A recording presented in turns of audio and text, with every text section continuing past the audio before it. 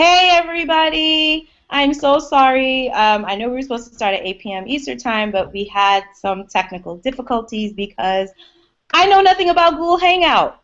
What can I tell you? Um, anyway, thank you for joining our Google Hangout. I am Rebecca Thon Fatal, NYC, and I am joined by the lovely Lauren Warren and Jamie Broadnax of Black Girl Nerds. Welcome, ladies. Hello. Hi. Welcome, Hi. everybody. So we are about, please, if you got kids in the room, just send them away because we will be drinking. I'm getting my New Year's up early. So the title of this Google Hangout is Race Fails 2015. Basically, lots of things happened in Hollywood and entertainment where we just had white and black celebrities that just basically put their foot in their mouth when it came to race. And I got to tell you, it took us a while to try to narrow the list because there were so many of them. But yeah, so we're going to start off because Jamie's here. I think if you're on Twitter, on social media, one of the biggest stories this year was the return of Project Greenlight, which is a reality show that is created and executive produced by Ben Affleck and Matt Damon. I believe it ran for a couple of seasons in HBO back in like 2004, 2005, and they resurrected it this year.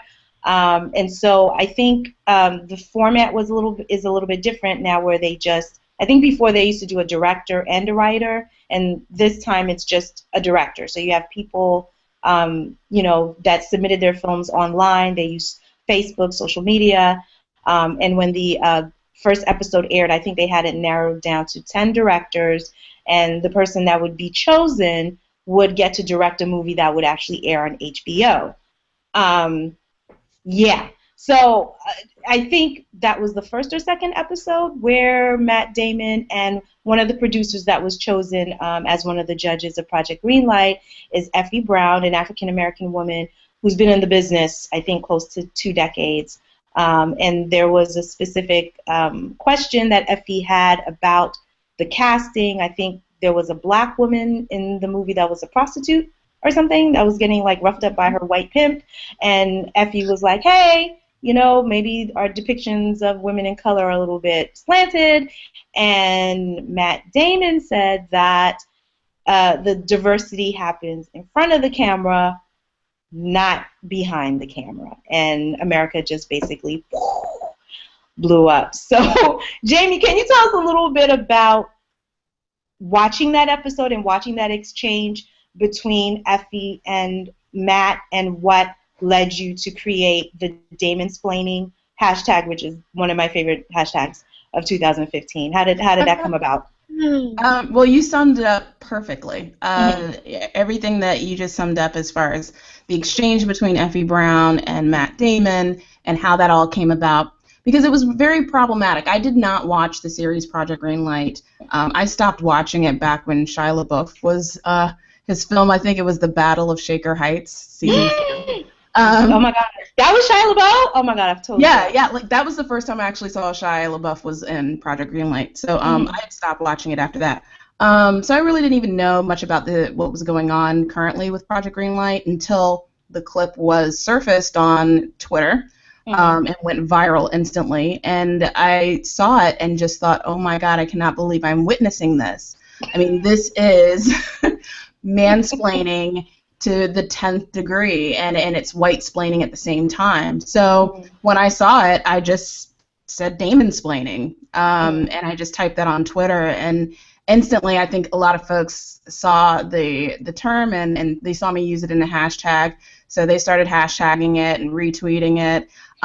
It went viral really quick, which was great because it allowed folks to see just like the ridiculousness of him shutting down a black woman and telling her what diversity means to him, which is really, it's a big problem in Hollywood.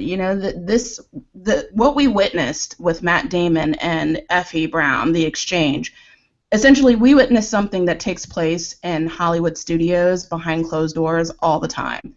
And it was very disconcerting to see a black woman speak up about how she's being represented and how these racial tropes that play over and over again with a black woman playing a prostitute and she has a white pimp, and she's trying to address that this is something that's a concern, and he immediately shuts her down.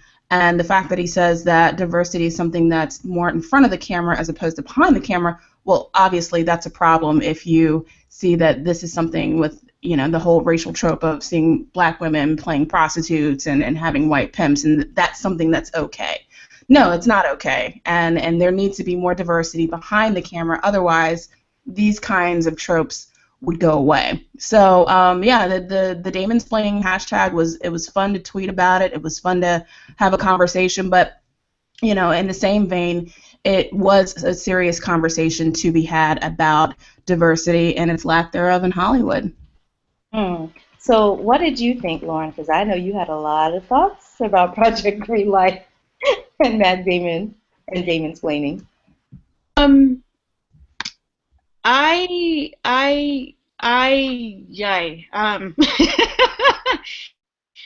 I watched the whole series. I am someone who loves to watch how things work. I like to see how things operate behind the scenes, and so despite that first episode being incredibly painful, I wanted to see it through. Because I wondered, how does he course correct from here? And he wasn't the only one. Matt Damon wasn't the only one who engaged in bad behavior that first episode. The director they chose was quite, he was a handful as well. So you've got Matt Damon with his opinion on how diversity works to him. You've got this director who, moments after winning the show, is plotting to get rid of the writer and make his own project, despite that not being within the rules of the show. And we're talking mere moments. People are still clapping for him, and he goes off stage and pulls Matt Damon and Ben Affleck aside and says, I'm not really feeling this writer. I'm not really feeling this script. I want to do my own thing. So you've got a diva in the making and a man who knows everything about diversity. This is a show. So I watched the entire series, and there were a few moments where I actually had to pause. I watched it on DVR, and so I would pause and I have to walk away and take a couple of deep breaths and come back to it. I mean, it was incredibly, I know it's stressful to be that person in the room, but I think at some point we've all been that person, and by that person I mean Effie. We've all been the Effie in the room at some point. And it's like you're screaming into the void, trying to tell people, this is wrong, you're going to mess this up, and no one is listening. So it was great to watch her, because you can tell she's used to it to a degree, and the way she handled it was I mean, just, you know, hey, if I ever meet her, I'd like to buy her a drink for taking all that flack. But just to watch it all work, and not even in a good way. This was no longer about how a movie gets made. I was more intrigued by, how do they handle this diva, and how do they come back from basically making him a monster? Oh, he's a genius. He's amazing. He's going to be the greatest thing. And then in the same breath, ooh, he's got an attitude problem. I think he's great. But it happens all the time, right? Hollywood creates these monsters, and they don't know what to do. I don't want to call them a monster. Okay, they create these divas, and they don't know how to handle them when they out-diva the previous diva that was on the set. So it was this interesting balance of watching Effie sort of just maintain calm and do her job, because she knows at the end of the day they can't take that away from her. She knows what she's doing, and they wouldn't have hired her to do it in the first place. So she was the one saving grace of the show. She's the reason why I stuck with it. And even to the very end, you can almost tell she just, through gritted teeth, was just, I'm just going to do my job. I'm not going to choke him out. I'm just going to do my job. And I applaud her for that. Because, again, we've all been there. We've all been Effie at some point. But now the question is, how do you stop that? How do you change that mentality that I know best? No, you don't. No, you don't. You know what diversity is in your bubble, but you have no idea how it impacts an Effie in the room, or a writer trying to get something made, or an actress trying to bring a role to life. So I watched it and was hopeful that maybe all of that bad could be changed, and this project, this show can be salvaged and get back to the original intent. But right now, Matt Damon gets a boop on the nose. Not cool at all.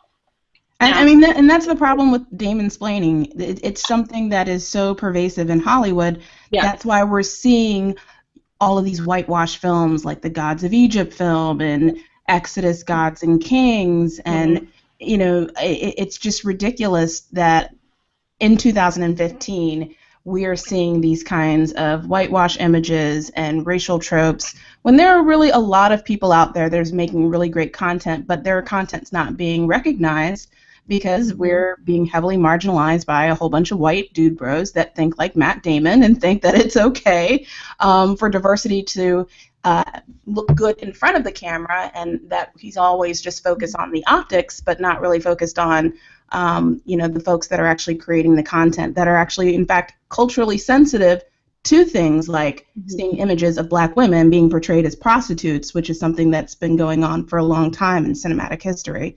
So that's why it's important for people like us to have a voice in the room. And it's very discouraging to see reports of these disparity numbers between women of color and white men in Hollywood, where there's just so few of us and so many of them, and our stories are being told through their lens, and that's another issue that I have with a lot of these filmmakers today. Right, yeah, and it's funny you bring up Gods of Egypt because Lionsgate, I think they've taken a couple of L's this year. And if you take a look at the people who are making their decisions and the people who run, I don't know, if you get bored, and I've brought this up before, and I keep bringing it up because it's so very telling. If you get a moment, go to Lionsgate website and look at their corporate structure, and take a look at that lineup of those people. And I'll refrain from saying what I thought it looked like, but let's just say it looked like a group of supervillains got together and said, we're going to run this. That's funny. I'm sorry. That's all I'm going to say. It's a Marvel group of supervillains that maybe got together. That's a great analogy. A Marvel group of supervillains. It looked really scary. It was like it was super white. Like that's the way. I was just gonna say that was the way Hasbro's executive team looks, and Hasbro is the company that created Gem and the Holograms, and we all remember the atrocious Gem the movie that came out. That was led by a bunch of dude bros and had some colorism issues with one of the black female characters. So again, diversity, it means so many different things in so many different ways. It's not just about putting people of color in the room, but it really means having accurate representations of our stories and not having it just be this monolith. Yeah, I mean, I think too is that when we talk about diversity and inclusion, the question is who's setting the standards of what inclusion and diversity mean. And it seems to me, and I mean this ties into Damon-splaining, we're seeing a lot of this, is that it seems to me that the decision makers, and I mean by white people in Hollywood, they want to set the standards of what inclusion means, diversity. Basically, it's their level of comfort. Like, I'm comfortable with one or two black people. That's diverse enough for me. I'm good. You know what I mean? And so, when you have marginalized groups that are like, this is not enough, the representation is not enough, or that it's inaccurate, that's when they come in and try to tell a member of that very marginalized group, oh no, this is what diversity means. And don't want to shout out anybody, but Lauren and I witnessed this on Sunday. There is a certain film blogger or words blogger. She's a white woman, and it seems that she had started tweeting on Sunday. I think she said something to the effect that The Martian, which stars Matt Damon, is actually the most racially diverse cast of all the movies that came out in 2015. I guess she meant movies that can be in award contention or whatever, right? And then she was like, yeah, The Martian is the most diverse, and then I would give it to The Force Awakens. And so there was a Asian producer, his name is Kevin Shen.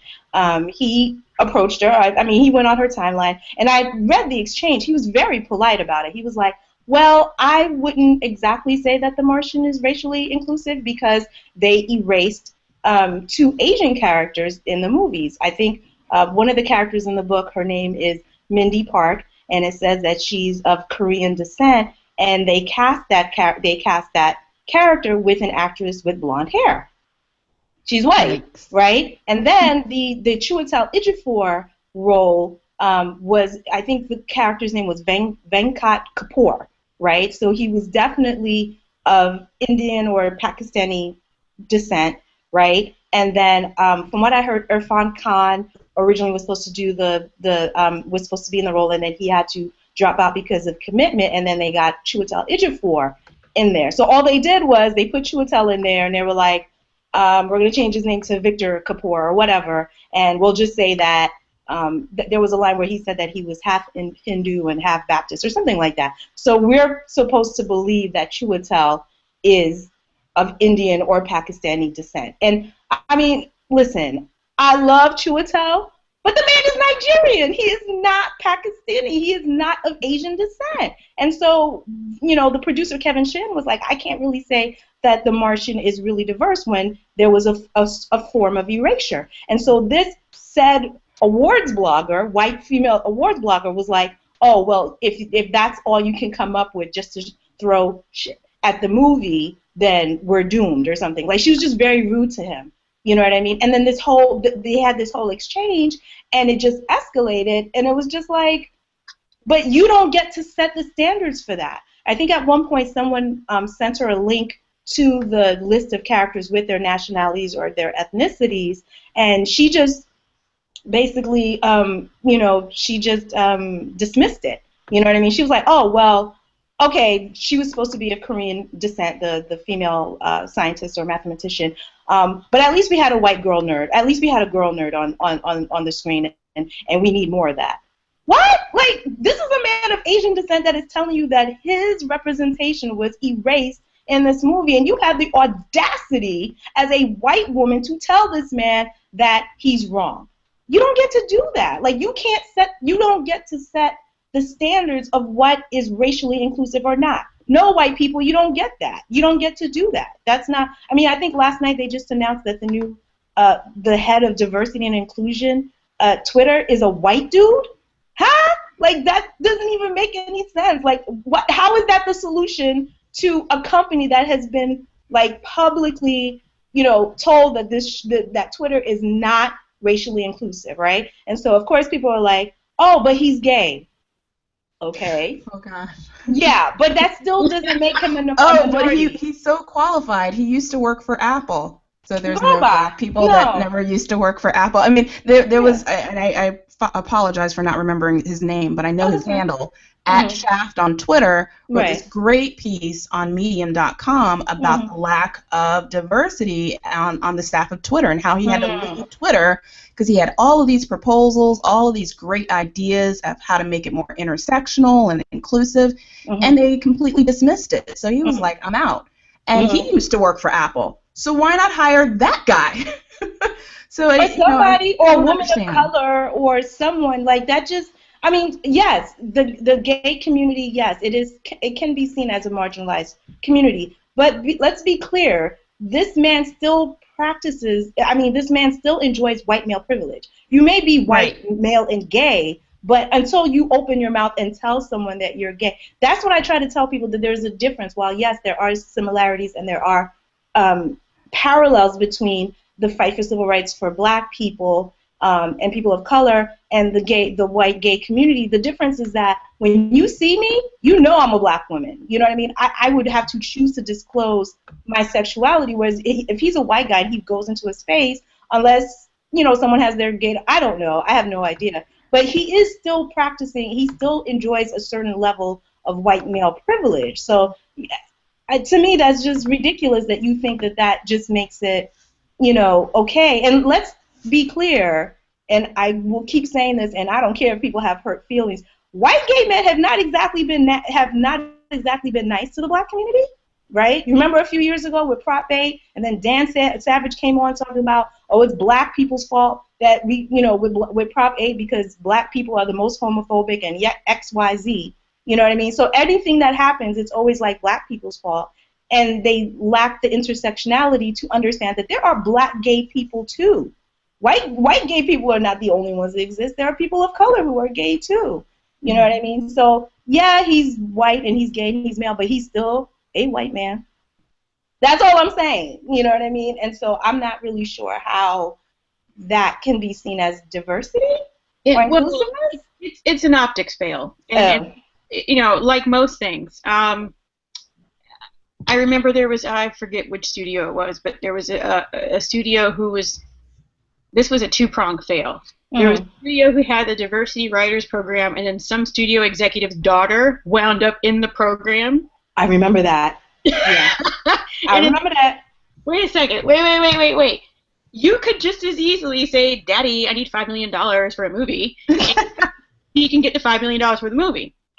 But does he have to take a spot from an aspiring filmmaker in a competitive program such as this? And she never relinquished that spot either. So on one hand, she could say, you know, could you spot me like $5 million so I can go live vicariously through you? Or let me take the spot from somebody else who's probably put in the time and the work and the effort to learn the craft. And I'm not saying that she hasn't, but she's got that. It's not even a 1-up. It's a 2-up on everybody else in that program. Yeah. It's not fair. And then there was another studio who sort of touted their diversity writers program, and then they put up this picture, and we're like, where's the diversity at? They said the same thing. Well, the two people in the picture are gay. Okay, but where are the black people? Where are the Hispanic people? Where are the Asian people at? Like, I know what you're telling me, but I can't process the picture that you're showing me because, like you said, I can't tell if this person is gay. What I see is you put a white man in a picture and told me that's diversity, and I'm questioning whether or not I need glasses or if I had too much to drink.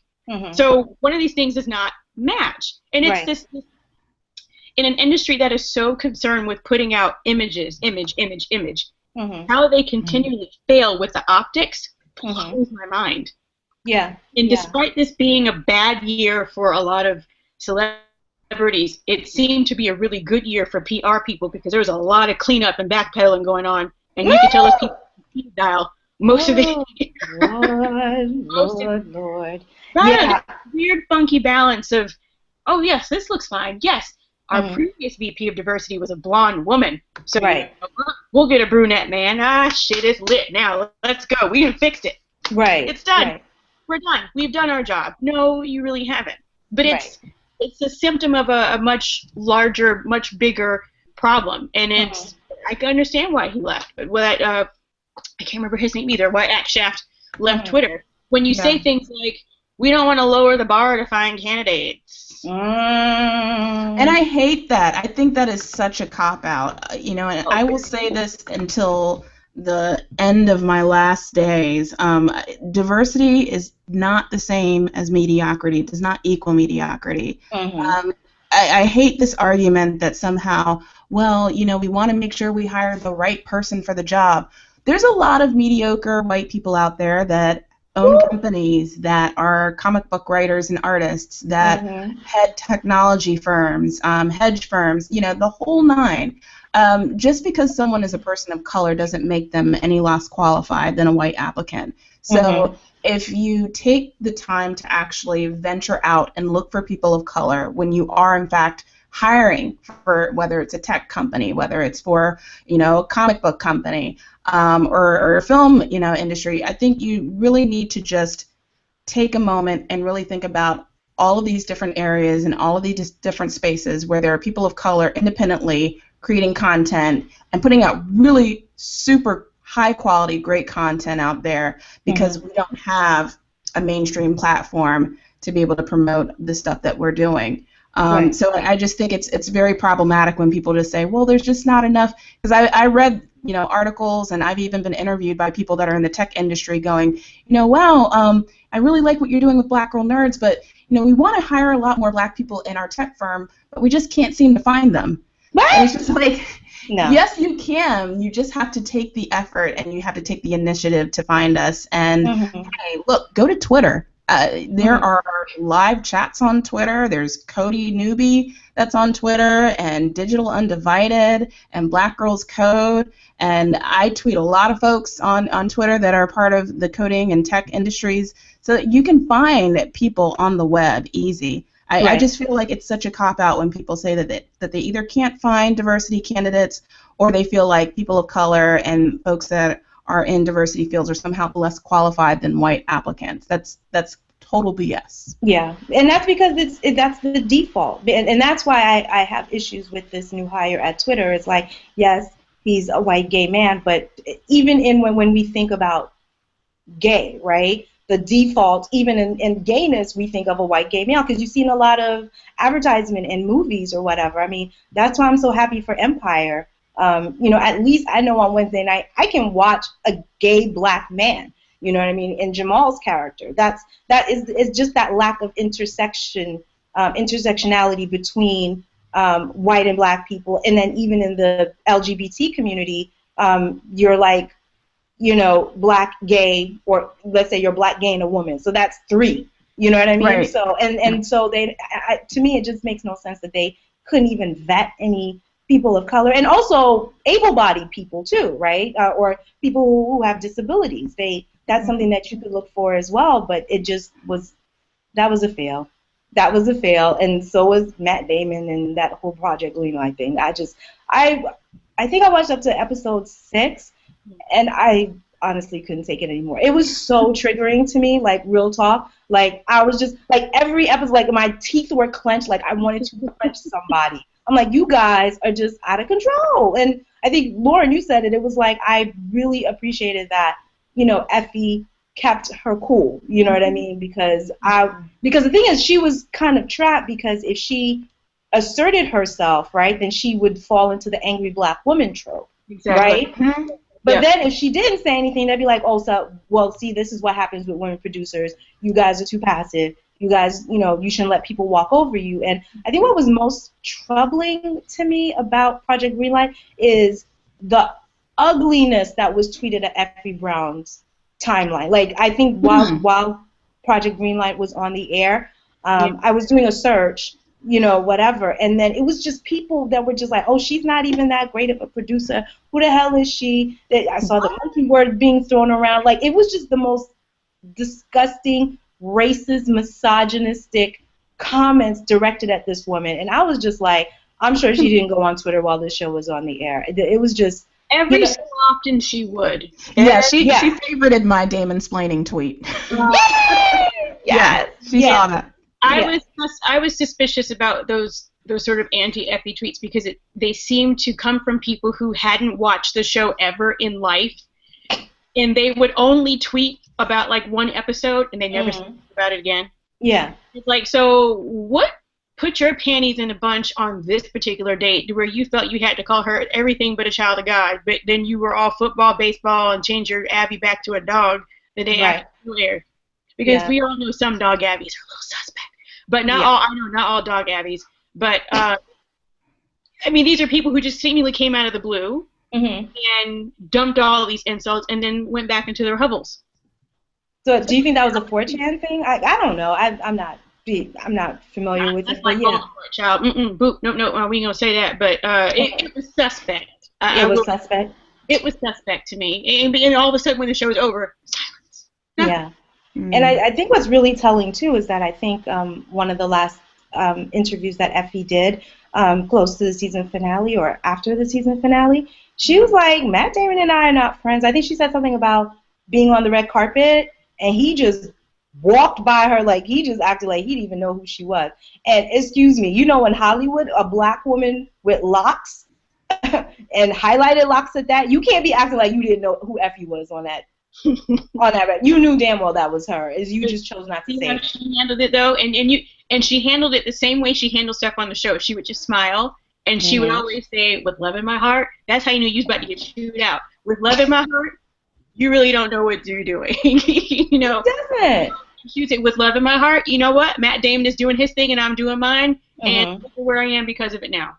Yeah. And can we mention that movie that he did was a piece of shit. I saw it, and I was like, "This is what you guys paid for." I don't know what the budget was. It was like. Has any movie that's come out of the Project Greenlight series actually been good though? The first one was Stolen Summer. That sucked. Most known one. Battle of Shaker Heights sucked. Mm-hmm.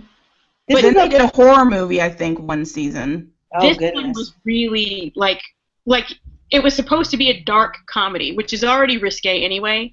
Mm-hmm. I know good well I didn't laugh. It took me 3 attempts to watch it. It was bad. The third attempt was via DVR. Yeah. I couldn't sit still long enough to watch it when it was on live the first 2 times. Mm-hmm. And then I was just like, I couldn't even like snark tweet it. I just was like, when is this over? It was bad. It was bad. I didn't even want to live tweet it because I was like, I'm just giving you publicity that I don't even want to put on my timeline right now. That's just not, you know what I mean? But this is, and I thought maybe his vision would come together in editing, and maybe it wouldn't be as bad as everyone anticipated. But in the last episode, see, I don't know if you finished, and Jamie, you didn't watch, but the very last episode, they're showing a rough cut in the screening room. Mm-hmm. The director's manager was knocked out cold. Whoa! Wow. Screening room. Those movies have never been good. No. Every season of, what is it, in its 5th season of Project Greenlight? I think it's the 5th. And the thing that pisses me off too is that I saw, like, before the show aired, I saw some of the submissions, like the short films and there were submissions that were way better than the guy that they chose. Like, I was just like, why did you pick this guy again? I think there was this one guy. He did a short, it was like about beanies. It was like him and his boys or whatever. They were all wearing beanies or whatever. Like, I saw some stuff that was actually very funny and very inventive, and I was just like, why did you pick this guy? But now that I think about it, when I watched the first episode, you could kind of tell that they were going to pick him because he was the one that was, like, the most dramatic, you know what I mean, with his interview. Like, he was just acting like he was above everybody. And so I don't know if that was an act or whatever, but I guess he got the drama that they wanted. I guess, having an actual competent filmmaker was too much to have, right? You know what I mean? And I was just like, drama in that doesn't get ratings. It doesn't get ratings. He was deeper from the moment he walked in the door. Right. I remember very clearly that they asked him, well, do you want this? Mm-hmm. He was like, I don't know. Yes, he said that. He was like, you know what I mean? And I'm like, you want this guy? If so you entitled. don't know I do, so how about you move and let somebody who wants a chance have a chance? He was flippant from the very beginning. He Mm-hmm. was manipulative right after he won. And let me tell you, he was consistent. Mm. Okay, Mm. I was going to say something. I screw up, so I'm going to say it. He would be a more convincing Lex Luthor than Jesse Eisenberg would be because he was evil from the very beginning. He was shady. So Very while we had Matt Damon, right, and this is the thing that was very conflicting to me because I did notice during most of the episodes that I saw of Project Greenlight, Ben Affleck was sort of an ally to Effie because I remember there was one where the director went behind his back to go boo-hoo, his little male tears to Ben, and Ben was like, you need to suck it up, and Effie's a producer and she knows what she's doing and you need to go back or whatever. So I appreciated that Ben at times kind of had Effie's back.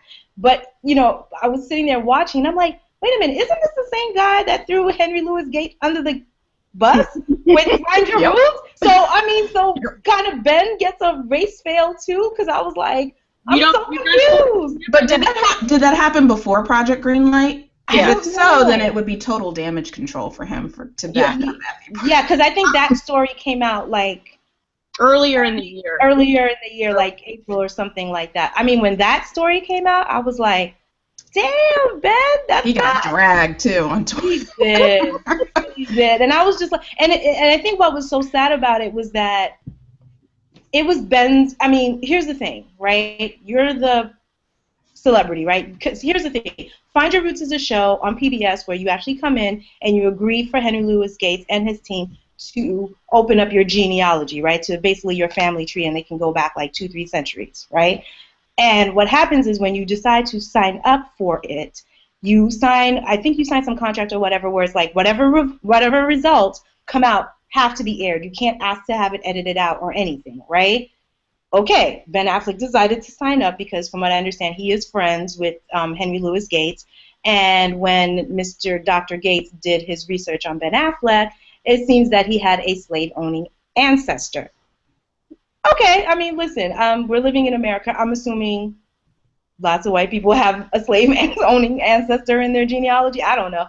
But I guess Ben was feeling a certain kind of way. I know he has Batman versus Superman coming out. He was like, I don't want to be the Batman that has slaves. Like, I don't know.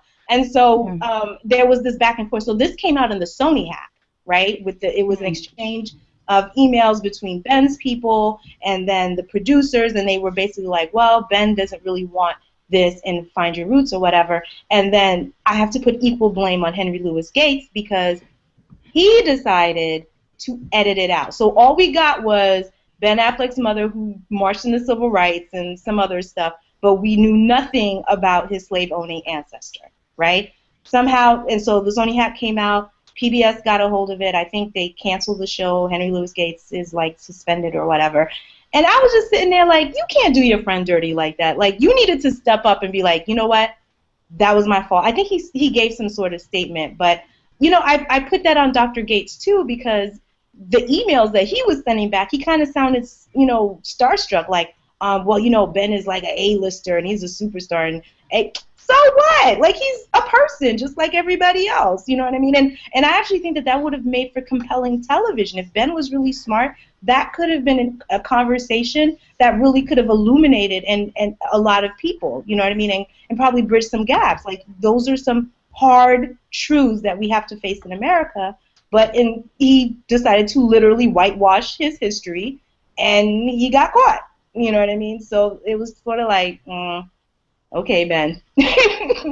But watching Project Greenlight, it was kind of cool to see him backing up Effie, which just shows you that people are complicated. People are not just one thing. So I'm going to give him like a minus. But I bet Matt Damon is just X. I'm not messing with Matt Damon right now. No. Yeah. And no more movies where he's stranded, because at this point I want him to stay wherever he is and think about what he's done wrong. And we've spent far too much time and money plucking him for wherever he done got stuff. I don't care anymore. Let him stay where he is. But wasn't there somebody who did like a sheet where they calculated like all the movies that he needed to be saving? It was like $900 billion. It was like some insane amount of money. People have died during endeavors to save his characters, and how much money has been spent and what could have been done with that money. And let him stay. If he is locked in the closet, let him stay. If he is trapped in his car, let him stay locked out of his car. We don't care. Oh my gosh. I was just like, sir. So we had some other celebrity faux pas. I'm not even calling them faux pas. This is just like DEFCON 5. Earlier this year, and I find it interesting that these both happened like at award shows. Earlier this year, in the Oscars, Patricia Arquette won the Oscar for Best Supporting Actress for Boyhood. Very happy for her, and we all know Patricia Arquette is a very open, feminist, and she, in her acceptance speech, she was talking about equal pay, right, for actresses and just women in general in America or whatever. Yay! And then that's when she started saying something to the effect that people of color need to start standing up for equal pay or something like that. And I was just like, okay, this acceptance speech just went really left real quick. Like, I don't know. I don't know if it was because she was nervous. I don't know if she read her cue cards wrong, but it really rubbed people the wrong way, because we all know that even within women of color are paid lower than white actresses, right? Like, if we're gonna just take it to Hollywood, right? White actresses make more than black actresses. That's just a fact, and that's across the board in every industry. And so it was just interesting that she was saying that it's time for black people to stand up, or what? Like, I was just like, people of color include black women too, right? And Latina and Asian women. And again, it's that lack of intersectionality. So that just kind of rubbed people the wrong way. Whatever. But the one that really got people pissed off was Nancy Lee Grahn. She is an actress. She's a daytime actress on General Hospital. And the night of the Emmys, a few months later, when Viola Davis won for How to Get Away with Murder, which was well-deserved. I love her on that show. So Viola Davis gave this amazing speech. She started out with a quote from Harriet Tubman, and then that's when she said something about the fact that, you know, it's not that actresses of color don't have the talent, they're just lacking the opportunity. And seems that Nancy Lee Grahn didn't quite agree with that, and so she went on Twitter and just was basically like, well, I don't understand why, she said basically something to the effect of, I don't understand why Viola had to make it about people of color. It's all women. I don't understand what she's talking about because I have it hard too, and dun dun dun dun dun. It just, I don't know. What did you think, Jamie, really quick? I mean, first of all, I didn't even know who she was until she tweeted it. Like, I literally had to go on Google and put her name in there because I had no clue. And then I was like, oh, yeah, that's right. I do remember her from, I think she was on Days of Our Lives or some random. General Hospital. Okay, so I was an All My Children fan. Okay, One Life to Live, represent ABC. All right, but I think that what she said was obviously problematic. She had mentioned some comments early on before Viola Davis's win when Patricia Arquette won and was praising her, you know, up and down and just saying how great it was for her win, but for some reason there was a lot of shade with Viola Davis. And again, that just speaks to the fact that there are a lot of women out there, white women, that claim that they are feminists, that claim that they are for women's rights, but they are for white women's rights. They are not for women of color. And intersectionality is a thing. And sadly, there are a lot of white women that don't even know what the word intersectionality means. So, you know, I really would encourage a lot of feminists out there, you know, non-women of color feminists, to take a moment, listen to us when we're speaking about feminism, find out what intersectionality is all about, and really take a moment and step aside when you see moments that had happened with Nancy Lee Graham and how she has praised with all of these other white actresses, and then the way she responds in such a way that just diminished the value of that moment for Viola Davis. I mean, that was a valuable moment for her, and she had every right to say what she had said. I know that if I had had an opportunity to go up there and collect an award, I would definitely acknowledge that, because we don't get these kind of accolades. We don't get these opportunities. So the moment that that happens, yes, I am going to acknowledge the fact that my sisters are out there, you know, and that there are so few of us that are getting these roles. There are so few of us that are being represented in media. So she had every right to say that, and it touched my heart, and it touched so many people's hearts. And it's sad that she decided to take it to, you know, another place that it wasn't about her, and she made it about her, and essentially she stole Viola Davis's moment. So it was a very disappointing thing, but she got dragged accordingly on Twitter, and thanks Black Twitter for that. Oh yeah. Well, I know that Jamie has to leave right now. Thank you so much for joining our Google Hangout. Thanks, guys. Bye. You can follow Jamie on Twitter. She's at Black Girl Nerds. And also she does the BGN podcast, so you can follow her as well at BGN Podcast. Thanks, Jamie. Thanks. Bye, guys. Bye. Happy New Year. Yeah. So, Lauren, I was not here for Nancy Lee Grahn. I might have had a few choice words for her. Uh-oh. And I had never really done that before.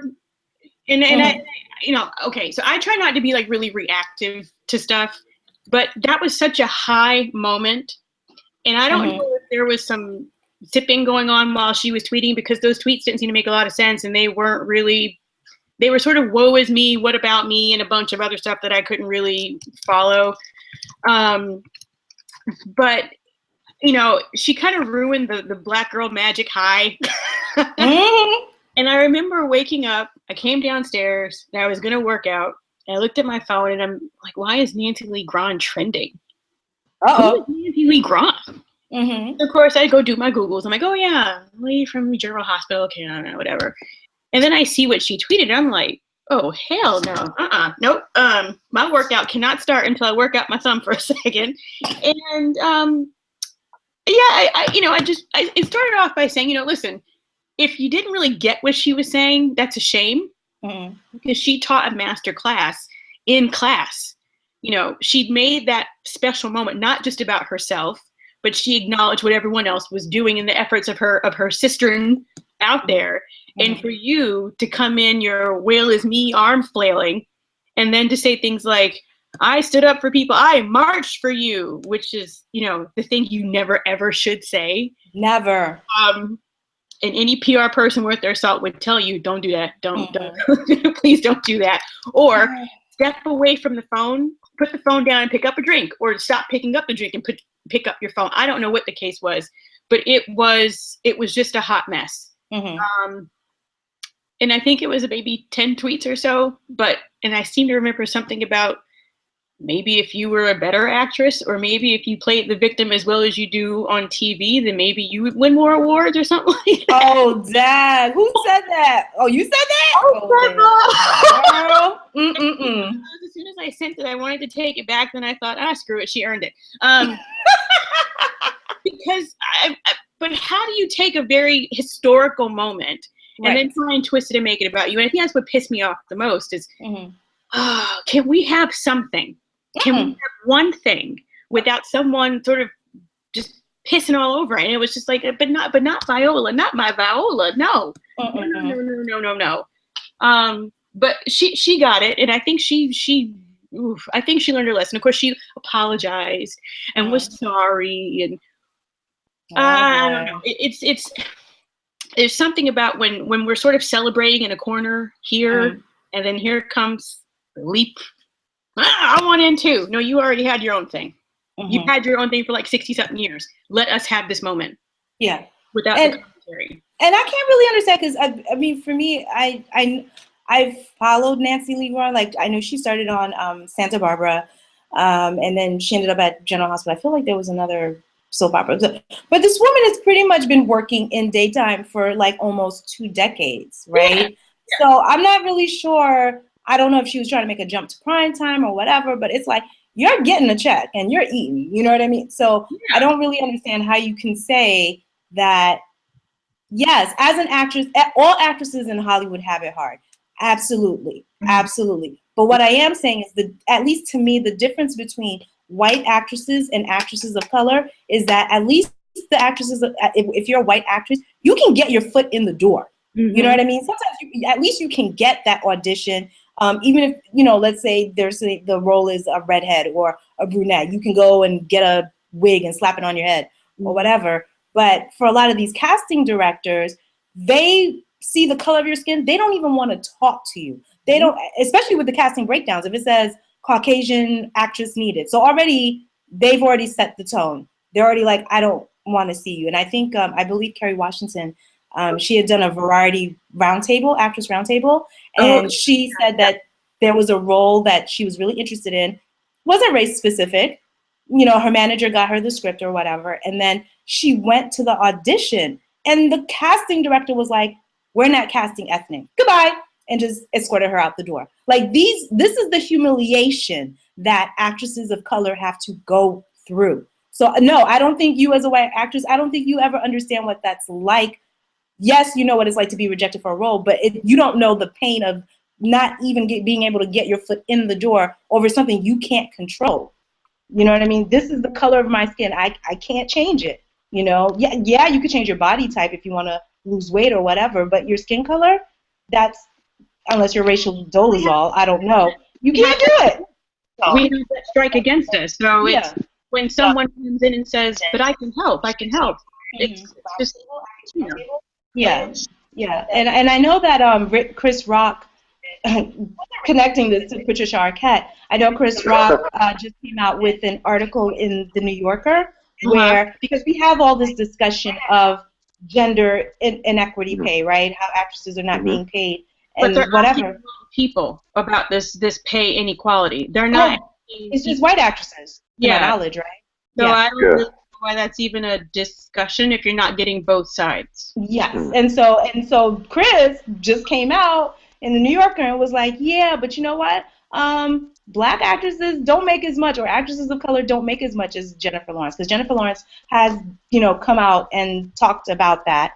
But that's the other reality is like, okay, you have a lot of white actresses that are dominating this conversation about pay, but we're not hearing from actresses of color. And I think a reason why, there's a combination of things. I think there are some of them that are just afraid to come out because of the few opportunities that they have, right? And two, I think it's compounded by the fact that, you know, that's the dirty little secret that that Hollywood doesn't want you to know about, is that we are just on the lower rung. You know what I mean? That even. But doesn't it sort of paint this false image when all you have are other people saying, "Oh, but I suffer too," but you don't nearly suffer as much as someone over here, or saying, you don't get a cookie for saying that you're struggling because your struggle in no way looks like the woman over here, right, or this person over here. Mm-hmm. Your struggle may be because of, I don't know, maybe it's the lack of availability of roles, or maybe a lack of talent, whereas our struggle is automatically based on melanin, mm-hmm. which affects access, which affects pay. Right. So, right. Yeah. Hi, Broadus. I'm sorry, Broadus is here. Hi, how are you? All right. Happy holiday, ladies. Happy holiday. Yes, ma'am. All right. I've been following your discussion. It's great. And I'm going to just jump right in. You were talking about Arquette and then Chris Rock and talking about this issue of equal pay. And the thing is you know, black folks in particular, we still trying to get paid, period, much less worried about equal pay. You know, we still trying to get that first paycheck. And most people, and they, you know, so for Arquette to get up there during the Oscars talking about, hey, black folks, you need to put down your chains and start supporting us in our equal pay, you know, that was tone deaf to the max. It was really tone deaf. And I think the problem with a lot of liberal Hollywood is that they mean well, but they don't do no research. You know, they mean well, but they don't dig deep, and they really don't think outside of themselves enough. You know, I usually hashtag all the time, one struggle, one victory. And the thing is you know, no matter whether it's equal voting rights, equal pay, a workplace free from discrimination, and, you know, being able to walk the streets with free from brutality, it's all the same. You know, and so whether, you know, female, basically it's the people who have power and then the people who don't have power, and none of you know, and that's where the struggle should be. But that calls for education. You know, you gotta know what else is going on outside your bubble. No, that's true. I mean, because I think about the Hollywood Reporter Actors Roundtable, where it was all white actresses. Crickets. Well, they tried to pass that off as they didn't quite come out and use the word propaganda, but it's clearly Oscar generated. So don't blame us for the cover being what it was. Generated by the potential Oscar buzz, and the potential Oscar buzz falls in this particular category, so our cover reflects that. So don't shoot the messenger, just, you know, aim a little toward the Academy, because it's really all Well, yeah, you know what happened with that? A Hollywood Reporter just basically admitted that they're nothing but a rag, basically, that chases PR. That's what they basically admitted. Hey, we just up here cooning for the man. Don't blame us. Right, and we can't jeopardize our access. So that's right. We could speak out about this, but it would cut our access to all the stories that we feed you. So if someone's going to it's going to be you and not the Hollywood scene. So stay mad. I don't know. Because you see how quickly they published an apology after they went live. They must have known. This looks bad. As soon as we hit publish, you got to hit publish on this too, because people. This is what happened. No, the intern was hitting publish, and the editor was upstairs trying to put his talking points together. Oh, I'm sure. Yeah, you know, that's probably right. And then the intern went to lunch shortly after that, and I don't know if the I don't know. But that got the attention of a lot of people for all the wrong reasons. I was like, you tried it. Okay. It's not cool. Not cool at all. And I think that's when she started the phrase, or she started the hashtag Holly White Reporter. Oh yeah. Are you talking about Yeah. Ming Na Wen, right? Yeah. Love her. Yeah, sister girl. She went to town on that one. She was like, Yeah, but I mean that's the thing is that they didn't even have the presence to look at each other in the room and be like, wait a minute, how come there's no other? You know what I mean?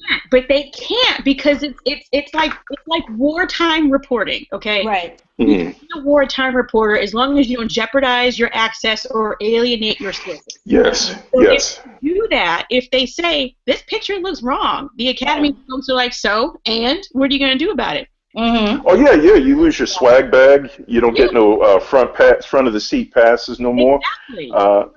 You outside with the 16-year-olds taking pictures and struggling for an autograph. Can I put this on my Instagram page? No. Mm-hmm. Yeah. Because that's what I'm wondering. Is like because okay, we have like these white actresses like Emma Watson and Jessica Chastain and all of them are really speaking up right now, right, about Yes. Equal rights. But I'm like, okay, but who engaged? Yeah, it's Emma Watson, the girl from the actress. I know you know. Look, little Hermione. Play Hermione, yeah. Yeah. And so we're seeing this. We're seeing Jennifer Lawrence and Amy Schumer, and we're seeing them speak out. But what I'm seeing yet again, and I guess we're going to keep using this word tonight, intersectionality. Where is the allyship with actresses of color? Like I have yet to see a picture of a white actress and a black actress like chilling, like just in the Starbucks together. You know what I mean? Like I think Viola Davis is cool with Meryl Streep. I think she's cool with Jessica Chastain or whatever. But it's like, but I don't see this allyship. I don't see the true sisterhood of Hollywood. Hollywood is very segregated. It really is. Because people don't like you have like some TV writers or reporters or whatever. They're like, I don't like the word Black Hollywood. Okay, you may not like the word, but it exists. Okay, you can say what you want, but it's like we have our celebrities that we revere. Like everybody's all Team Taraji. We been knew about Taraji Boo Boo. We knew about her. Y'all just knew to her with Empire. Okay, we knew her from way back then from Baby Boy and all the other movies that you guys didn't even bother to go see because they were too blackety black. You know what I mean? But we knew about Taraji. We knew about Gabrielle Union. We knew about Kerry Washington. Y'all are just new to Scandal, but we knew her back from, Save the Last Dance and all the other indie movies she's done. But that's just to say that they were visible to us. Yeah. We've always seen them and we've always respected them, but you guys didn't validate them. So, like Rhoda said, right? Like people live in this bubble and they only know and acknowledge what they see in that bubble. And when you introduce something from outside that, it's almost mind blowing, and they can't process it. They go back to their comfort zone. Yeah.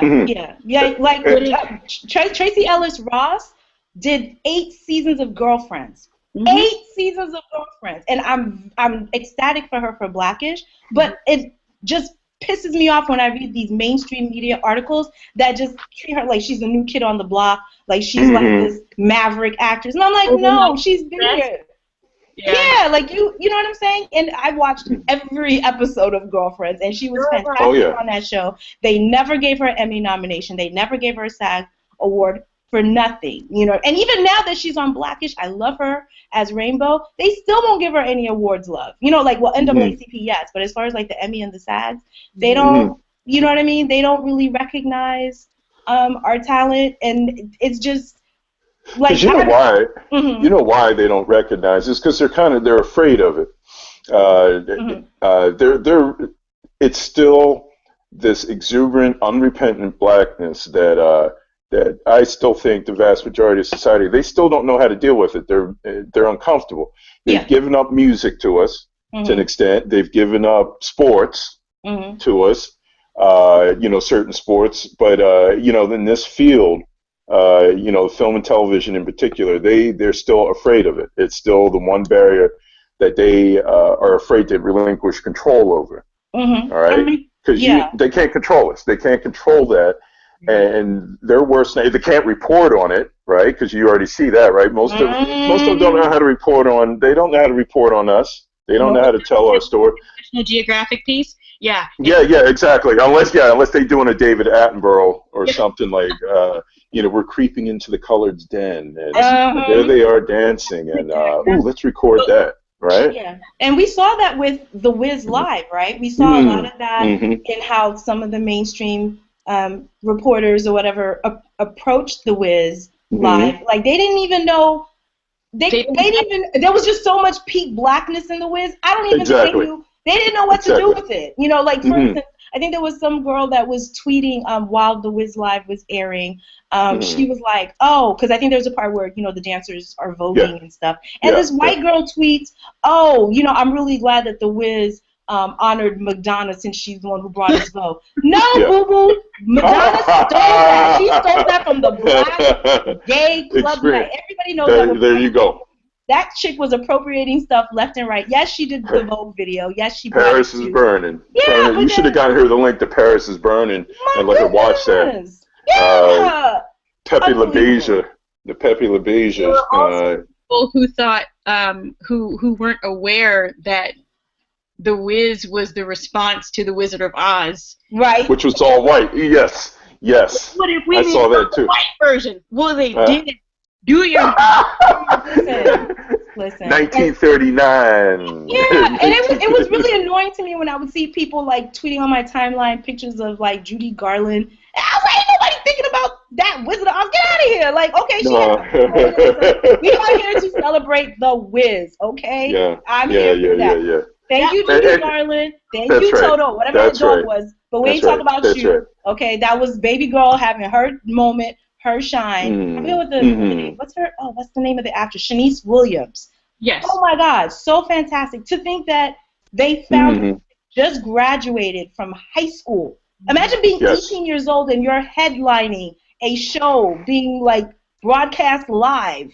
You know what I mean? And she was just amazing. And it was just like, but even then they were trying to take her shine and you know what I mean? It just. Well, the thing is, black shine, and the exuberance that we exhibit, they can't handle it. They can't, they're just fundamentally, because even the way we act, like for example, Empire when it first came out, they didn't even know what to do with Empire because, because even the styles of acting are different. Taraj is black on that show. She is black as black, and when she was on Person of Interest, I did like her. Yeah. I liked her, but you could tell that she was basically just a actor who happened to be black, filling this void. And I think that's why she left off of there, because you don't have no freedom. You don't have any freedom to be a black guy. Like Luther is a good example. When you watch Luther, you see a black man who's a police officer. Who just happens to be a police officer, but the way he walks, the way he talks, the way he orders coffee. And the thing that's a brother that's ordering stuff. It's not like so he's a black man who was a cop. It's not just like a generic cop role and we just happen to stick a black guy in it. Yeah, and he's got to conform to whatever is out there. It's definitely undeniably that's a black man who's a cop and he's running this show. Yeah. Well, if I remember correctly, Luther, the creator of Luther, Neil Cross, when he wrote the character, he admitted it. He was like, I wrote that as a white dude. He was like, I was looking at, tea and trumpet dudes, like, what I mean, like that kind of. He was not looking. Colin Firth. You know what I mean? Like they were just like, wait, the dude from The Wire, the Stringer Bell, he wants this now? Yeah. But that shows you, like, I always said that Idris Elba has one of the best management teams ever. If you are up and coming actor, watch what this guy is doing. And so they got him meeting, and Neil Cross was like, by the time that the audition was over, he was like, I could not imagine anybody else but Idris playing this role. You know what I mean? And so it's like, but like you said, Rod, it's like you have to really watch what Idris is doing with Luther. There's definitely cultural signifiers in there. You know what I mean? Where like whatever he took of Luther, it was written as a white character, and then he just put his own special Idris sauce in there. You know what I mean? That's right. And it was just like I'm gonna make this role mine. You know what I mean? I'm gonna do it. That's so right. yeah. Even the way the dude walks. I mean, even the very first episode of the first season, and you got that little chicken liver serial killer running away, and here comes Luther. Luther ain't even running. He's strolling. Remember that? Luther wasn't even running. The dude running and falling down holes. Luther had his hands in his pockets, Yeah. bopping. He said, "Yeah, I'm coming to get you. Yeah. You can't go And he nowhere." had the hat on. I remember that. That's when he was trying, Mhm. because he punched him so he could get the blood. The blood. Yeah, that's right. That's And right. the way Well, he did even that that. was, yeah, that But was even I'm classic. talking about That the was very class. first season. I'm talking about that first season. Henry, you know the guy. The reason he was almost in trouble because they suspected he pushed that guy down the hole. I'm Yes. talking about that first opening scene. Oh, yes, yes, Oh, yes. and dude, the child kidnapper, right? He running, and Luther is just bopping shoulders Mhm. left to right, doing the thing.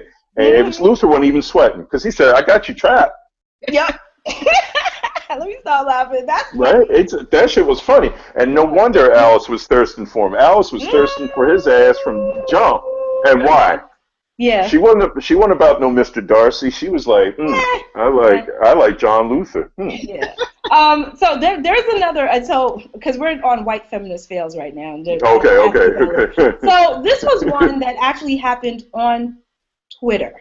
Okay. Okay. I think this was probably back in like November. I remember this was last month, and so it was this woman.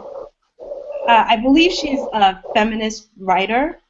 Mm-hmm. Her name is Quinn Norton, and I don't know what she was thinking. She must have been smoking something. This woman went on Twitter and was like, "Oh, can we?" It was basically something to the effect of, "Can we come to the agreement that both black girls are magic, and white girls are magic are all about, sexualizing or whatever. Like they both work to, objectify women." And I was like, what? Like, why would you think that it was cool to do that? I mean, we already know about white girls are magic. That's not even a thing. But for you to say black girls are magic, in the first place, the hashtag was created by a black woman. I can't remember her right now, but her Twitter handle is the PBG. Really cool chick. So she created the hashtag with she has like t-shirts and sweatshirts and everything saying black girls are magic. And so when we use black girls are magic, we use it for, it's like the all-purpose, all-inclusive, and I think that's what's the great thing about black girls are magic. It's for everybody. You can be a lawyer, you can be an Instagram model, you can be a chef, like whatever it is that you're doing, you're putting your little special magic on That's it. right. Whether you're graduating or whatever, or you're showing your tatas, whatever, that's the hashtag that we use. But for her, as a white woman, to come into our space and try to police us and tell us that this is what black girls magic are. No. They got to release what white women as they're finding as they're making their own way through the world, right, getting out from under the thumb of the white man and the patriarchy. They've got to understand that they picked up some bad habits too. We all did to an extent. They have to understand that they've picked up some bad habits, and one of them is splaining. One of them is splaining and trying to tell people what to do. Right. All right, and unfortunately, I think all newly freed slaves, whether it's physically or mentally, they've got to check themselves on that. And so that's the problem with I think with white women. They're in such a damn hurry to get out from under the thumb. They forget that they trampling over other people in the process and bringing some bad habits. Let's just be honest. They bring in some bad habits, right? Yeah. And we do it too. The hoteps, when you talked about hoteps, essentially hoteps. And that's a whole. I know, but sisters, I won't start with the hoteps, but that's part of their problem. Absolutely. That's part of them too. That's part of their problem too. They've inherited some bad habits from white men.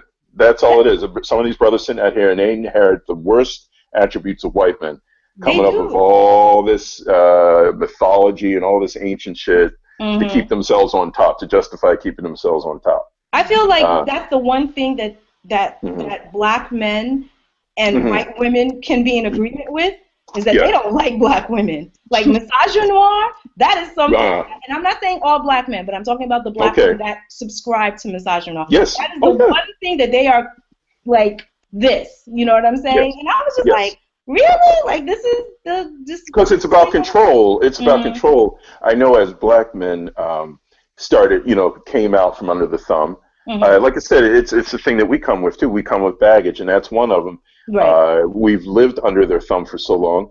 You can't help sometimes but talk like them. You can't help sometimes but act like them. And in terms of how you treat women, right? We can't help it because we picked up some of the bad habits, and we think it's all right. Ooh, she made my pressure go up that day. I was just like, I gotta go for a walk or something, because she was just being loud and raw, because yeah, she was. you know, there were black feminists and black women that were trying to explain to her, this is why we use Black Girls Are Magic, this is why we use the hashtag, and she was just white-splaining and femme-splaining, and you know, and then somehow the woman who created Black Girls Are Magic, I think somehow she saw the tweets, and I loved what she did to her. She was like, I'm the creator of Black Girls Are Magic. Do you have any questions? You know what I mean? She was just like, I'm going to clap back. Like, oh, you got a problem? Like, and then on top of that, she created... Explain. Yeah, and then after all of that, she took that and then created, and she did a think piece or an essay on playing the victim. I'm looking at it right now, and I'm looking at the paragraph where she says boobs like 6 times. Listen, what we do something good, but boobs is what crushes many girls' dreams of living a public life. The women who follow each other may or may not see the tag that way, because they may or may not look at that live flow. Right. Even then, we tend to look for what confirms how we see a hashtag, but that's how human brains work. I saw a lot of images of boobs, and if you'd suggest this is because I like looking at boobs, you're probably onto something there, but please don't tell me boobs make women magic, even if I like looking at them. Like it. Okay. Oh, good Lord. Good Lord. I would just like to say it was strong, and it was offensive to. But you see how often that happens a lot, though. If there's some activity going on in this little corner here, and it's not including everybody on the timeline, you make this wonderfully high leap right into the middle of it and say, "Here I am. What'd I miss?" No, she was just wrong about it, and I tweeted that to her. I was like, let's be clear right now, okay? For the black female body has a specific relationship with America, right? Because for the first 200, 400, 3 to 4 centuries, we were chattel. Like, that's what our bodies were made for. Our bodies were made for hard work, and breeding. Breastfeeding their babies, breeding. We didn't even have time to even take care of ourselves. But there was no self-care. There was no, you know what I mean? It was seen as a product. And so I'm saying that if I want to put my boobs on Twitter or Instagram and say that they are Black Girls Are Magic, then goddamn it, they're magic. Okay? Yes, and that's enough for that. That's right. You know, we live in this age where, yes, everything's easy access, and yes, everything's digital, and you can find things quick, fast, in a hurry, but you also have this rather curious option to just not look. Don't take advantage of that enough. Yes. Yes. You know what? Most of the problems come from there's, and I think for them and the hoteps and things like that, there's no, like you said, there's access to everything. You can get everything quickly. No one, we've lost the ability for introspection and reflection. And like you said, a woman, that white lady, when she saw the Black Girls Are Magic hashtags, you know, she doesn't sit back for just a minute and say, hey, what do I feel about this? Do I need to be responding? Is this for me? Should I even be getting in this? No. Because let me tell you something. No, that's right. I know that there's hashtags Latina Girls Are Magic. Like, how presumptuous would it be for me to go, you know, let's say if there was a space for Asian women or a space for Latino women, and be like, oh, hey, I think Latina girls are magic, or Latina girls are caliente. I think that's objectifying. No, I need to mind my damn business. That has nothing to do with Mind your business. That's right. Mind your business. Keep it moving. If anything, I'll retweet it because that's sisterhood, right? So. Well, yeah, sit down. Timeline, didn't it? So she said, shout out to all the black girls, and then someone jumped in and said, and all the Asian, all the white girls too. And she's like, girl, I said black. I love that. Oh, that was Netta. That was Netta. Black. It was a young girl too. To her credit, the girl was super young. I think she's barely like 21, but it was a perfect response. And it's like you don't come to somebody's church and then think you're going to sit up in the front pew. You sit you're going to wait a minute. You're going to come to the church. You're going to come late. Service already started, and then you think you're going to waddle your fat ass up to the front pews. Sit no, you didn't. In the back. The ushers will do what? Ushers will sit you up in the balcony, basically. So come on to church. You're welcome to come. Right. But just shut your mouth. Pick up a program. Sit down. and enjoy the show. Yep. Basically. But Yeah. A keyboard equals the right to say something, and I guess do you have the right to say it? Sure. But should you say it? 9 out of 10 times the answer to that is no. That's a diary entry. Yeah, exactly. Dear diary. Exactly. Dear diary. In your diary. Or either invite one of your black friends to coffee and ask them. So what's up with this? Black girls are magic. That's all she had to do. That's all she had to do. That's right. Yeah. Somebody explain to me. Go to DM. So our next. Who's next? Yes, next, and this goes back a few months. Well, this was earlier this year. I think we all remember Jon Stewart had announced that he was stepping down from The Daily Show, and so there was a lot of speculation as to who was going to take Jon Stewart's place. And so, of course, a lot of people, we suggested Jessica Williams. Jessica Williams is one of the correspondents on The Daily Show, and she does like these great skits and commentary on race and gender. And so a lot of us wanted Jessica Williams. So it seems that Jessica must have seen the think pieces and, the outpouring. And she went on Twitter and she said it clearly. I'm not interested. She was like, you know what? I just don't feel like that's something for me. I love what I'm doing right now, but I'm good. I really don't want to take this. And so there was this writer. Her name is Esther Bloom, and she wrote an opinion piece, I guess. And it was posted on the billfold, and the title of the article was "On the Daily Show's Jessica Williams, the latest high-profile victim of imposter syndrome." So she basically goes in on how, yes, Jessica Williams said that she wasn't qualified, but it was false modesty, XYZ, and then this is what she wrote. I'm going to read this paragraph for you. She wrote, "How modest, how self-effacing. You can almost hear all of the old white people who benefit from the status quo nodding their approval. You did it, whatever." And then she goes on to say, "Jessica Williams, respectfully, I reject your humility. What on earth does underqualified mean when it comes to being a comedian? You're smart, you're funny, you're self-possessed. Is there something I'm missing?" And then she goes on to say something about she says bullshit. She says all Williams needs is a pep talk. Get Lovey Ajayi in a room with her, and Jasmine, and Amy Poehler, and Lena Dunham. Get Paul Feig in there too, and Ta-Nehisi Coates, and George R.R.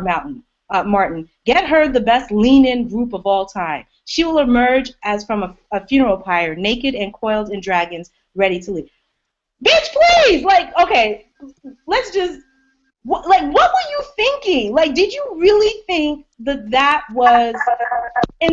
that was so insulting. I was reading it, and I was just like, I don't even know who this woman is, but if she was on fire, I wouldn't even spit on her. That was just so insulting and condescending. Okay? Because you're basically saying that Jessica Williams cannot think for herself, that she is not qualified to make her own decisions, and I was just like, no, that's not how you do it. And this whole idea of getting an intervention group around her, what was that about? What? And Lena Dunham, no, that's not. But that just shows the arrogance, yet again, of certain white feminists who feel that black women are not qualified to make their own decision. They go about it in a wrong-headed way. Okay, you want to support Jessica Williams? The way you support Jessica Williams is by respecting her decision. Period. That's it. You did not need to write that opinion piece. If it was some kind of rallying cry, it was a very misguided rallying cry. Yeah. I suppose I can kind of sort of appreciate the sentiment behind it, because it means she believes in her ability, her capability, and that she's a grown-ass woman and she can make her own decisions. There you go. We appreciate the nod, but to gather your sister friends round and kind of, I don't know. I guess it would be flattering if it wasn't so hit it so hard on the head with the, oh, come on, just do it. Well, if you want to. And you're not really subtle on the convincing. It's really not very. So it comes off as insincere when I'm pretty sure it wasn't. You know, it's that way. Yeah. But I think that's that's a minor fail. It's a misguided but well-intentioned. They just use a couple slaps. You're being more generous than me. I just didn't see her at all because I was just like, how you gonna tell this girl that you reject her? Like, imagine if that's like a man, right? Like you say to a man, this is what I want to do, and then a man is like, oh no, but I know what's best for you. Mm-hmm. You would be the first ones to say that it's misogynistic and it's male entitlement, right. Yeah, right? That's right. So yeah, she's a woman. Should have stayed. It shouldn't. If it were private.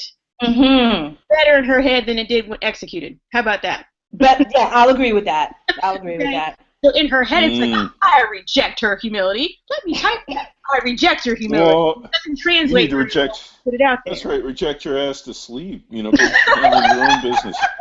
Reject. And see, it's part of that mentality. Yeah. It's part of that mentality. Like, I have the right, and I have no responsibilities. I have the right to say what I want when I want. And trying to educate people, and you don't have any responsibility to sit down and shut up. Right. Yeah. Right. That's it. That's all we ask. Sit down, shut up, help when you can. Otherwise, just stay out the way. But see, what happens is that when this is what happens, and I'm just gonna narrow this to feminism, right? Well-meaning white feminists will say or do something, right, for women of color or black women or whatever. They'll go about it like this chick, right? And then we'll set them straight and be like, no, you got to try again. That was not cool. And then all of a sudden they get hurt and they're like, see, this is why I can't be your ally anymore because you told me, and so what's the point of me supporting you? And it's like a little kid that just, sour grapes and they just throw a tantrum. That's right. And we see this happening a lot with white allies, right, where they come sideways at us and then we correct them and we're like, no. And then they're just like, well, you know what I mean? Like, they're just throwing tantrums, and they're like, well, I don't want to be your ally anymore. Well, that tells me that you weren't really an ally in the first place. Well, and the thing is, and this is the same with Damon, so it's not just women or whatever. It's the ostensible, the liberal mentality. Oh, yeah. Is, instead of sitting down and saying, hey, you know what? I didn't think of it that way, right? It's tied up in ego, too, because instead of them saying, like, hey, you know what? I said something stupid just now, and I'm not sure why. But I want to know why it was offensive. So, like Damon, instead of sitting down listening to the sister girl in the show and saying, "Hey, you know what? Let's talk about that. All right, let's talk about that. I obviously don't know what the fuck I'm talking about. Let's talk about that. I'm sorry for what I said. I obviously didn't come out right. Let's have a coffee." I would have had more respect for him and for liberals if they would just do that once in a while. Yeah, I mean, because that's where you have to be careful. Where it's like, I try not to engage in public dragging. I try not to, but sometimes they're just so egregious. It's like, okay, you gonna have to get some of this because that, you know what I mean? Like, if I can see like there's some well-intentioned meaning behind what you're trying to do. Like, I'll try to talk to you or whatever, but then sometimes they're just loud and wrong. And it's like when you try to tell them, we were talking earlier about a certain award, a film blogger on Sunday that tried to tell this Asian producer what wasn't. Yeah. You know what I'm saying? Yeah. And that's why she blocked me because of that. Her and her Hispanic partner or whatever, Flores was his name. They both blocked me. Yeah. Interesting. Because I said, did you guys, and it's the same thing. I mean, what I saw, and I heard your segment on that. What I saw on that was, the nastiness. Sasha, I remember her from the year before Selma. And I remember she was very pro Selma, and she was very encouraging of and it was pushing to get that show recognized, the film rather recognized.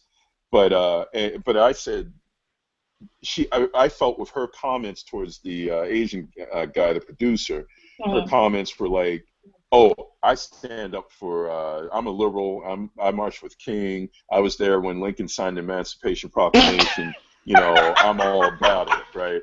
I tried to help them. I tried to help Amistad, them slaves on Amistad, get back where they from, and my shit goes way back. Oh, So you can't tell me what to. So that gives me permission to say whatever stupid shit that comes out of my mouth today.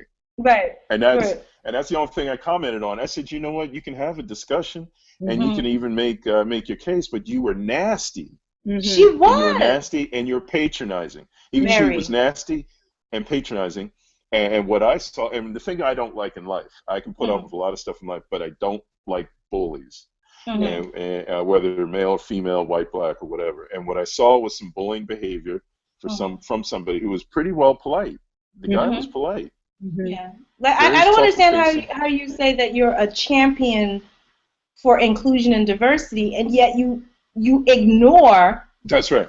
That's right. very demographic that you're trying to protect. Like that's when Mm, it becomes patronizing. Like I, yes.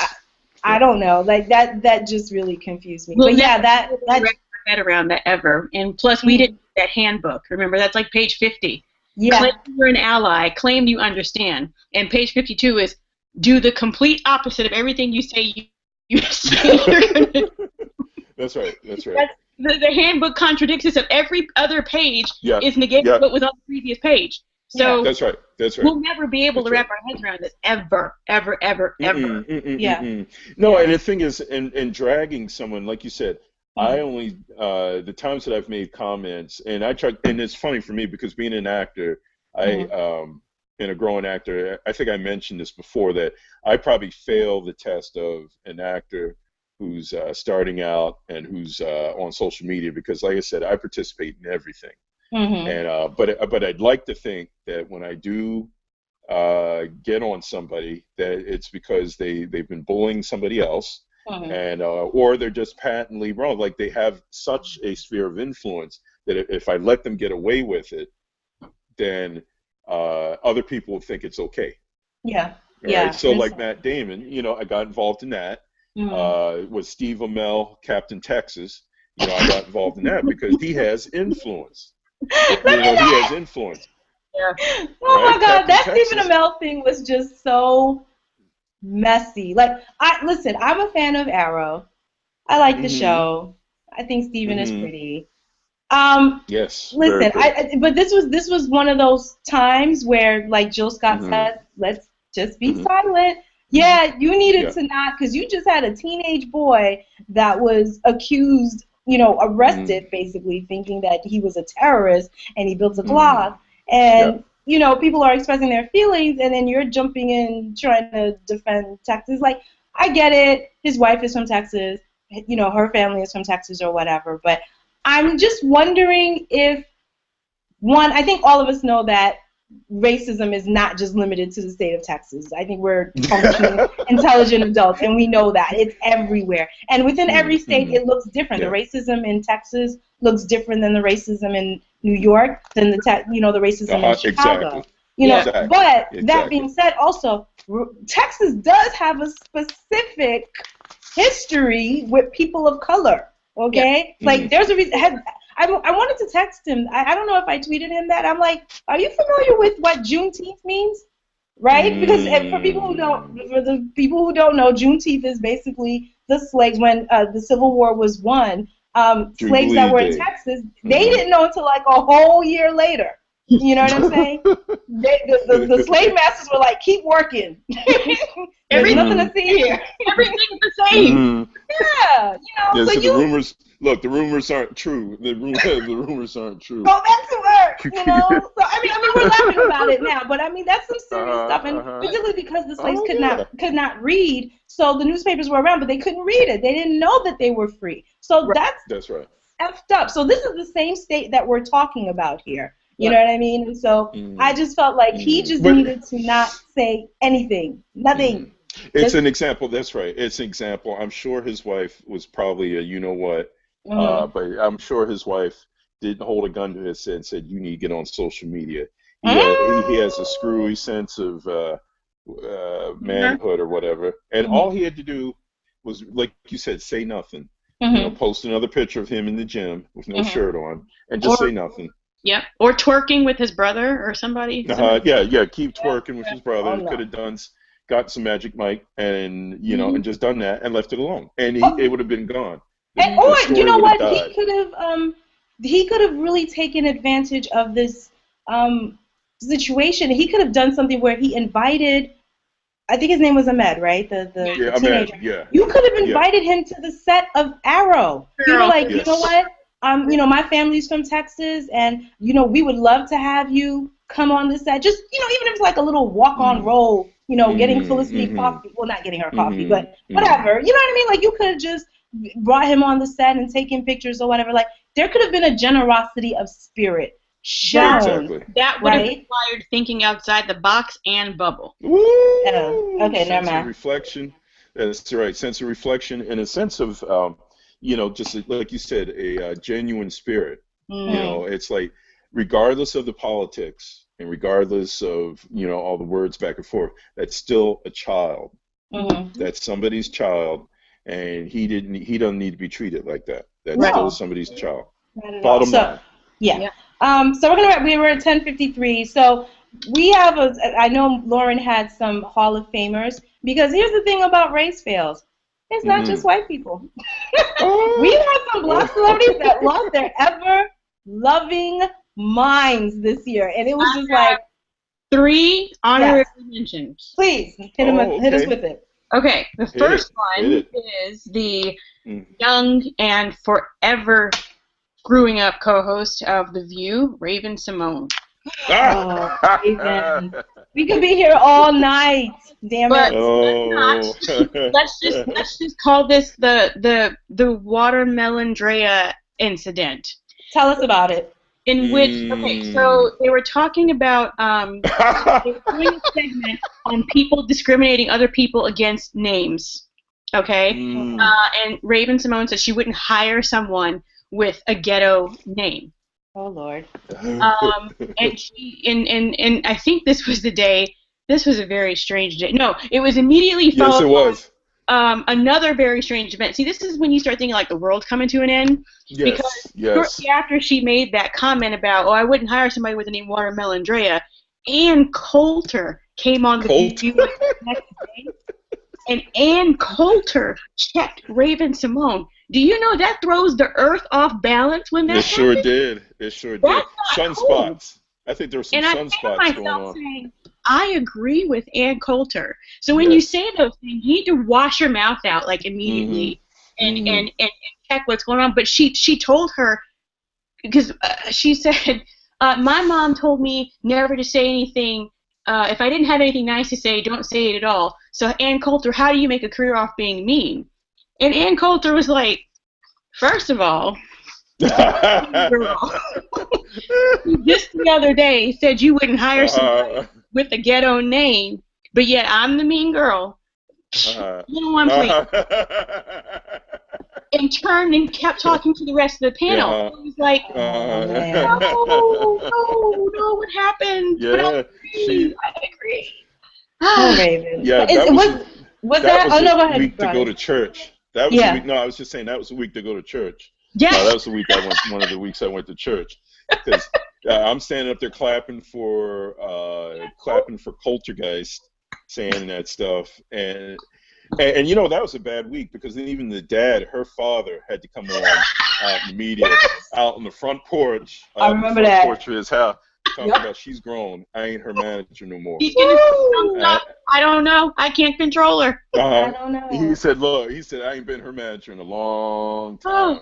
Was it this year or last year when? And this was the one that I remembered when I think Rush Limbaugh. It was one of those conservative ass hats had compared Michelle Obama to like an ape or a monkey or something, and so they were talking about on The View the next day, and then people were upset, and then here comes Raven talking about, well, I didn't find it offensive because there are some people who do look like animals, like something about how someone could look like a toucan, and I'm just like, He was here with that red mohawk looking like the C from the Chick-fil-A logo. She didn't talk about anybody looking any kind of way or anybody's name when she's got the non-functional accent over the last letter in her name. Little girl, go sit down. Just go. She lost. Something happened to her on that show. What do you think? Right. I mean, I don't remember Raven being like this before. Like, I don't know. Was she always like this and we didn't, or is she just trolling us? I don't She must know. be some PTSD from the Cosby Show days. It must be some Damn. PTSD or something, some Yeah. flashbacks or I don't something. know, but That I'm trying to put it's it on that. I'm trying to put it on a that. honorable mention along Mm. with her hoop brethren, Anthony Mm. Mackie. Oh, yes. The new And black. I was Anthony going to say, had a call lot this of segment the new black. offenses. He had a lot of offenses. Mm. Well, I know that I took offense. Well, there's a lot. The most recent one that I remember was I forget which movie he was doing press for, but they were asking him about democracy or whatever, just something that had to do with politics. I think they Our asked him about brand is Oh, that movie with our Sandra brand is Bullock. crisis. Our Yeah. Brand of Yeah, Crisis, which yeah. burned and failed and crashed. And so he said something to the effect of sometimes people need to live in a dictatorship, like that sometimes a dictatorship is best for certain people. And I was just like, no, like I'm a first generation Haitian American, okay? My parents Mm-hmm. came here. My mom was 20 when she came here, and my dad was 27. They were 7 years Mm-hmm. apart. And my mom and my dad were very honest with me in growing up, where it's like, they had good memories of Haiti. But let's be clear, Haiti at the time when they were growing up and under their parents and grandparents was a dictatorship. First you Baby, had Papa was it Doc. Papa Doc? Yeah, that's right. Yeah, and so Mm-hmm. my grandmothers, and my mom would tell me stories about how they would just bust in the middle of the night, and if they even Mm-hmm. suspected that they thought that you were against Uvalde or whatever, they would just pick you up, Mm-hmm. and you would Mm-hmm. never see these people again. You know what I mean? So Yeah. these people, Mm-hmm. my parents and grandparents lived under a terrorist regime. You know what I mean? So Mm-hmm. I don't think anybody who lives under a dictatorship is like, oh, this is great. Unless you're part of that 1% and you're benefiting, right? But Mm-hmm. for the Mm-hmm. the regular people, there's no such thing as people wanting to live under a dictatorship. Ah, Mm-hmm. no. Well, that's just full of, that's another thing where, it's like, especially you're dealing with the media and a bunch of clowns, you have to be precise on top of precise on top of precise in what you say. Yeah. And you sitting up there, I like actors who don't say shit about their acting style or about the movie. Like, hey, I'm just getting out there. I understand now why athletes, when they do interviews and stuff, and they just say the same 10 responses. Well, it was a good game, and I give all honor to God, and the other team did all right, but God was on our side. I see now why athletes do that, because most people sound stupid. Most people ain't like Obama, where they can sit on the spot and come up with really thoughtful answers to questions. Most people can't do it. So I see now why athletes have their 10 questions they get when they go to the training camp. These are your 10 answers to everything. Somebody tells you what day of the week it is, you just say, hey, I give all honor to God that He's given me days to breathe, and I'm just getting ready for the next game, and that's it. Leave it alone. My thing wasn't, that thing was a problem, the dictatorship thing, because that just showed lack of history, and it's just like, dude, shut up. But my problems were these kind of new black answers to things like, hey, I talked to my nephew about not wearing dreads, or I talked to my nephew about, it was those responses to issues, like the shootings and the various shootings that came out. It was his new black responses, I call it, that turned me off of him. And Common was part of that too. Post Selma, Common came out with a couple of those kind of responses, like, hey, we need to reach across the aisle and reach out to our fellow men and stuff. And I said, look, brother, we've been reaching out for a long time, right? And all we end up doing is getting our hand chopped off in the process. And it's time to stop us being the ones always carrying the olive branch, right? And we just have to start living more of an unrepentant lifestyle. We're black, and we're going to be black. And, if you can't help us, get out the way. That's it. I love it. We need that on a t-shirt. And just leave it alone. Yeah. If you can't help, Yep. if you don't want to help, get the hell out the way. I Because I think we're collective when we're talking about a people being tired. And I sent you guys that little quote from W.E.B. Du Bois. This is something that we've been dealing with since we set foot here. Right? So none of this is really new. Yeah. And we know where it stems from. Like I said, the majority culture, they're afraid of us. They envy us. and they hate us all in equal measure. So that's the bottom line. And us giving olive branches out constantly, it's not doing us any good. No, I'm all Don't do out. us any good. I'm all out. I ain't got the. No, I agree with you. No, like I mean, the thing is, I'm willing to work with you if you're willing to work with me. You know what I mean? Like That's you right. said, we've That's been right. here for how long? You know, our Civil Rights Act. I mean, technically, we've only really had all of our equal rights for about 50, 51 years, right? That's right. So it's That's right. not a long time because people think, oh, the Civil War. No, even after the Civil War, you know, you had Jim Crow and all sorts of different discriminatory laws. So, you know, yeah, 51 years really is like a drop in the bucket of time, and we're still working things out. I mean, we're 2 days in after the decision of a cop killing an innocent 12-year-old boy because he had a toy gun. Okay, but he wore size 36 pants though. That's what they kept saying at the press conference. He wore size 36 jeans, so and he didn't look like a child. They said that he looked older because we all know in this country, black children are never children. They are never afforded the innocence of childhood, and we all know very, very well that if Tamir Rice was named Timothy Rice or Chase Rice or whatever, this would not have happened. Or Chad, it wouldn't have happened. It was his color. It was the color of his skin, and they could try to spin it however they want. These are the times we live in, right? And then I think a few weeks before that, one of the cops that was behind the Freddie Gray murder, right? What was it, a hung jury, and now they have like 5 more cops that they have to do. The mistrial. The mistrial. And you know, and that's California has an interesting response to all these various shootings.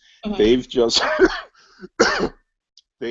eliminated grand jury trials for police shootings. I love it. They looked that up. They just signed legislation. It was 2 bits to the bill. One is that for police shootings, no more grand jury trials.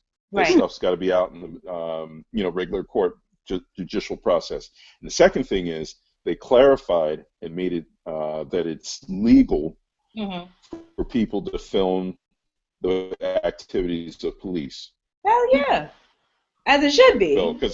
As it should be, but it's always been kind of gray, right? Because cops still will try to step to you, walk across the street and step to you talking about you can't record them. And I said, look, dude, this ain't SEAL Team 6. You know, you're a public official. I'm on public property. You know, we have the right to film what you're doing because, honestly, you should be doing nothing wrong. Right. So you ain't got nothing to worry about. You're right. Yeah. All right, well, it's 11:05. So thank you so much for everybody who's been watching. This will actually post on YouTube if you can watch it after it downloads. So thank you so much to Lauren. Thank you, Broadus. All right, well, great insight. And so if you guys are listening, if you're on Twitter, you can send us what were some of your, I don't want to say favorite, what were the most egregious race fails of 2015, and use the hashtag #RaceFails2015. I'm sure we'll be back here next year, same time. And I'm sure we'll have. Somebody tells me that we're going to have the same repeat offenders for next year. Raven's going to be on there next year. She's going to be on there already. Around Oscar time, we can revisit some of the fails. I don't think I'm going to be watching the Oscars, but I think we might have to do an Oscar then. Oh, gosh. All right, thanks for watching, everyone. All right, then. Take care. Bye. All right, this was great. Bye. All right.